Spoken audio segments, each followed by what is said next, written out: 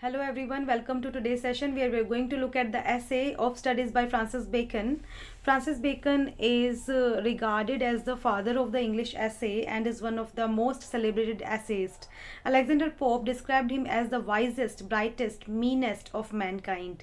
Bacon's fame in the world literature rests on his essays, which were first published in 1597. And if we see his style, then it is terse and epigrammatical, as when we read his essays we can easily notice that each sentence in his essays stands by itself and is the concentrated expression of witty thoughts. His essays cover a wide field and convey profound thoughts. His major works include The Advancement of Learning, Novum Organum, New Atlantis, and The History of Henry VII. And his present essay of studies, which highlights the importance of studies in one's life, is enriched with Latin vocabularies, logical arguments, and practical wisdom. And while reading the essay, we'll also find that throughout the essay, Bacon's approach is didactic and pragmatic. So let's begin the text now. I'm reading it. Studies serve for delight, for ornament, and for ability. So here Bacon opens the essay by stating the three uses of studies in life. Firstly, studies serve for delight. Secondly, they refine and ornament us. And thirdly, studies improve our ability. Next line. Their chief use for delight is in privateness and retiring. And then Bacon adds further that studies provide us intellectual joy and recreation in private time. In other words, books are the best companions when lonely and retired. For ornament is in discourse, and studies, just like ornaments, studies embellish our conversations. A man can or we are able, it studies make us able to explain our ideas and views with suitable illustrations. In this way, studies are the best ornaments. A well-read man can easily be distinguished from the manner and matter of his speech. In this way, studies also work as ornament. And for ability is in the judgment and disposition of business. And studies improve our faculties, talents, and capacities, as studies improve one's ability in the judgment, in business judgment and related pursuits. So in this way, studies confer threefold blessing upon us. Next line. For expert man can execute and perhaps judge of particulars one by one, but the general counsels and the plots and marshalling of affairs come best from those that are learned. So here, according to Francis Bacon, expert man or professional man with his worldly experience can carry out the plans effectively, or he can carry out the plans and he can also judge a particular circumstance. But a learned man or who studies, he is better than those expert or professional men in understanding the important matters and in giving advice. So why a learned or a man who studies proves to be more competent than these professional or expert men? Because uh, a learned man has broader view of the whole affair, whereas expert man has limited view with his particular experiences. That's why an expert man can execute, but who is better? The man who is learned. That learned man is better than expert man. The next paragraph. To spend too much time in studies is sloth, to use them too much for ornament is affectation. So here Bacon is pointing out the defects of the excess of studies. Excess of everything is bad, and this rule applies to studies also, where Bacon is saying that if we spend too much time, or if we do reading whole day, then and despite doing our respective business, we just spend our too much time in reading only, then it we would be called what? We would be called indolent. It may lead us to laziness. So to spend too much time in studies is sloth. To use them too much for ornament is affectation. So and this statement we can understand by noticing those people who make show of their learning and studies, and this they do so by an excessive use of quotations, references and illustrations. And this is also not good thing, because it comes in pedantry, which means a false display of knowledge. So in this way, an excessive indulgence in studies should be avoided, and an excessive show off of studies should also be avoided. To make judgment wholly by their rules is the humor of a scholar. And then there are some people who follow rules in the books to the last point, and Bacon condemns this eccentricity, because by sticking to the bookish rules and not trying to understand a particular situation is nothing more than a humor or a whim of a learned man or a scholar, because it doesn't come in practicality. So this is also condemned, this eccentricity of sticking to the bookish knowledge rather than understanding or implementing or when a person doesn't consider the particularity of situation and just implement the general rules, then it is also not right. It comes in eccentricity, it comes in humor or whim of a learned man, of a scholar. They perfect nature and are perfected by experience. So here Bacon is emphasizing the equilibrium between theoretical knowledge and practical wisdom or practical experience.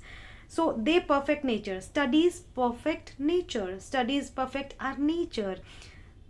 And then studies should also be perfected by experience. In other words, books are useful when the bookish knowledge is supplemented by practical experience. When that bookish knowledge should be implemented practically, then only they can be perfected. For natural abilities are like natural plants that need pruning by study. So here Bacon is comparing our natural abilities, our natural gifts or innate capacities to natural plants which grow freely in the forests. So, and for proper development and growth, natural plants need pruning. Pruning is the removal of excess material from plants. So plants need pruning. In the same way, for proper development and growth, plants need pruning. In the same way, our natural gifts also need training, and this training can be given by studies only. So that's why studies are important to sharpen our natural abilities, and studies themselves do give forth directions, because they give us proper training and guidance to make or sharpen or to improve our natural abilities too much at large, except they be bounded in by experience. But studies alone can not do much help, because books instructions given in books are vague until we don't really use them, we don't implement them, or we don't supplement them with practical experience. So that's why practical experience along with the bookish knowledge is important, and this equilibrium or the judicious use of theoretical knowledge and practical wisdom or practical experience is necessary. So that's why he is saying except they be bounded in by experience. Next, crafty men condemn studies, simple men admire them, and wise men use them. So here Bacon is telling us that different persons look upon studies in different ways, and these persons can be divided into three categories. First category is of crafty man. Crafty man, the men who are cunning and artful, and these are the men who do not understand studies properly, and that's why they hate studies. Simple men admire them, and then there are simple men who are innocent and virtuous, and these are the men who appreciate studies and understand the utility of studies. But these men too do not make proper use of studies. The third one are wise men. Wise men use them, and this is the wise men who use studies properly, because they know how to make, or how to take advantage, or how to get profited by studies. So these are the wise men who has the wisdom to use studies properly. And now the question arises that how can these three types of persons have different benefits, or why don't these three types of persons have similar benefits from studies? So Bacon is clarifying this: for they teach not their own use, but that is a wisdom without them, and above them won by observation. Here Bacon is clarifying this fact, that why there are not similar benefits to different types of person, because books provide us, or studies provide us with knowledge, and they don't teach us how to use this knowledge. So it solely depends upon the persons concerned. So the wisdom in the books or in studies can be used properly through proper wisdom, and that wisdom is with wise men. And this wisdom we can have by proper observation and experience, which wise men have which wise men have. So this wisdom can be won by observation, and this wise men know that how to observe and experience the things, and how we can be benefited or profited by studies, rather than crafty and simple men. Next, read not to contradict and confute, nor to believe and take for granted, nor to find talk and discourse, but to weigh and consider. So here Bacon is pointing out, or Bacon is trying to tell the purpose of studies, that what should be our view of the studies, or what should be studies mean for us. So in the first line he is saying, read not to contradict and confute. He is saying that studies are not meant for making us able to oppose others in arguments or confute, or studies should not be used to prove other people wrong. This is not the purpose of studies. Nor to believe and take for granted. And studies also, or whatever we read in, we should also understand this fact that whatever we are reading in books, we should not believe it, we should not accept it blindly. Nor to find talk and discourse. And studies are not for embellished conversation. We should not study for showing off, or for pedantry, as we have already discussed it, that it is not an embellishing our conversation, but to weigh and consider. True purpose of studies is different from these all things. It is to studies are for we can say, but to weigh and consider, those that studies are for making us able to compare the merits of the things, and then we should come to conclusion. So studies should be used to sharpen our faculties, understanding and judgments, so that we can examine the things with the view to accept the things if they are right, or to reject the things if they are wrong. So this is what Bacon has described, or Bacon has Bacon is telling us about studies.